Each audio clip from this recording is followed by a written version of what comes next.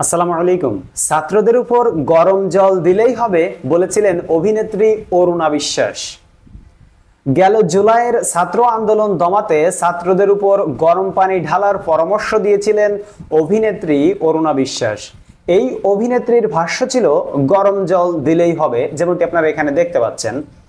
বিনোদন অঙ্গনের কয়েকজনকে নিয়ে গড়া আলো আসবেই নামক একটি হোয়াটসঅ্যাপ গ্রুপের কিছু স্ক্রিনশট মঙ্গলবার সকালে প্রকাশ্যে এসেছে, যে গ্রুপের নেতৃত্বে ছিলেন সাবেক তথ্য প্রতিমন্ত্রী এ আরাফাত ও সংসদ সদস্য ফেরদাউস। এ প্রসঙ্গে অরুণা বিশ্বাসের মন্তব্য জানতে একাধিক মাধ্যমে তার সঙ্গে যোগাযোগ করা হলেও তার মন্তব্য পাওয়া সম্ভব হয়নি। ভাইরাল হওয়া স্ক্রিনশটে দেখা যাচ্ছে ওই গ্রুপে অভিনেত্রী অরুণা বিশ্বাস, সোহানা সাবাকে, যাদের অবস্থান ছিল গেল জুলাইয়ের ঘটা ছাত্রদের আন্দোলনের বিপক্ষে, তারা সেখানে যেভাবেই হোক আন্দোলন থামাতে হবে এমন মতামত দিচ্ছেন। সেই গ্রুপে তথ্য প্রতিমন্ত্রী মোহাম্মদ এ আরাফাত ও সংসদ সদস্য ফেরদাউস সহ অ্যাডমিন হিসেবে ছিলেন অভিনেত্রী শামিমা তুষ্টি, নায়ক রিয়াজ ও সাজু খাদেম। তবে প্রকাশিত স্ক্রিনশটে সক্রিয় ছিলেন অভিনেত্রী সুইটি, সোহানা সাবা, অরুণা বিশ্বাস সহ কয়েকজন। বিষয়টি ইতোমধ্যে সামাজিক মাধ্যমে ঝড় উঠেছে।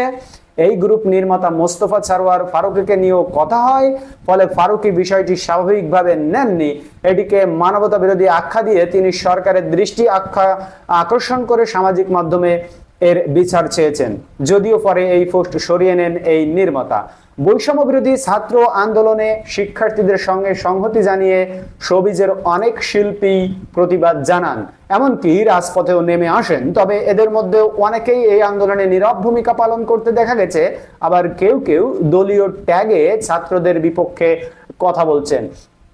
তো ফেরদাউস সহ মোহাম্মদ আলী আরাফাত সহ তাদের যে হোয়াটসঅ্যাপ গ্রুপ, সেখানে তারা এই ছাত্রদেরকে দমানোর জন্য বিভিন্ন কৌশল অবলম্বন করত এবং তারা তাদের সেখানে মতামত দিত যে কিভাবে এই আন্দোলন দমানো যায়, কিভাবে এই ছাত্রদেরকে দমিয়ে রাখা যাবে, কিভাবে আন্দোলন স্থগিত করা যাবে এবং কিভাবে বিশৃঙ্খলা সৃষ্টি করে ছাত্রদেরকে দূরে সরিয়ে দেওয়া যাবে এই আন্দোলন থেকে। এইভাবেই তারা বিভিন্ন পরামর্শ করত তাদের এই গ্রুপে। এবং এখানে আপনারা জানলেন যে এখানে ছিল কয়েকজন অভিনেত্রী এবং অভিনেতা, যাদের কাজই হলো বিভিন্ন ধরনের কথা বলা এবং কিভাবে ছাত্রদেরকে হটানো যায় সেই প্ল্যান পরিকল্পনা করা।